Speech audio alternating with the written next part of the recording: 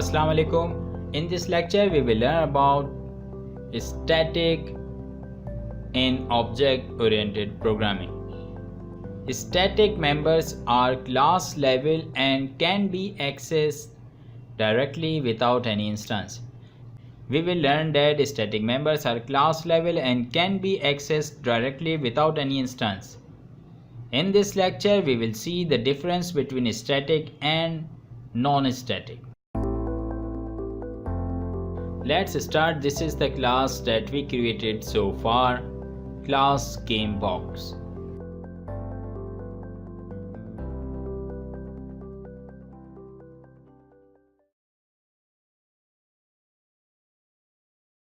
Let's create a new property, static count 0.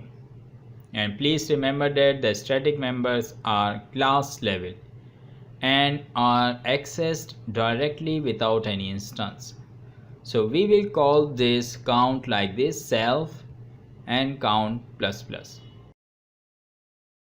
We will increase this counter with the increase in objects of this class. And in the end we will call this echo total game box created, and we will call this using class GameBox and then the variable count. And when we refresh, and here you can see that the total GameBox created so far are 2, because we have two objects, A100 and A120. And if we create another object like this,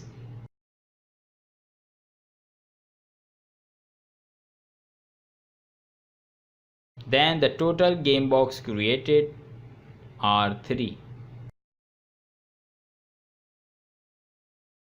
In the same way we can create a static method also.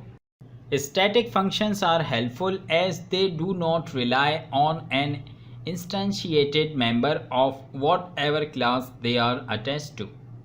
Static functions can provide functionality related to a particular class without requiring the programmer to first create an instance of that class.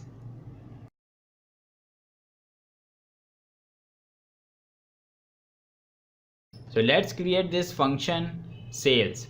So we will return this self count multiply by and the sales figure, let's suppose 1000.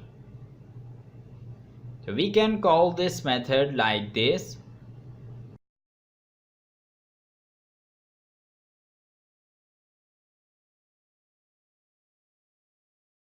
GameBox sales.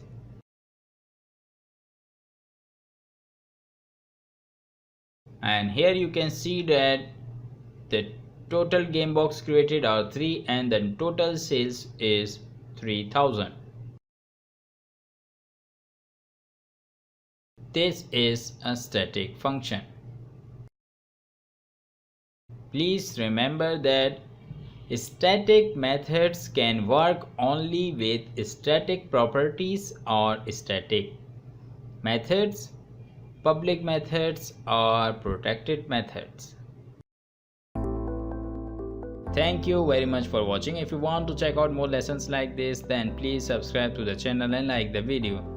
And if you have any question, then leave it in comment section. See you in the next lecture. Take care. Bye bye.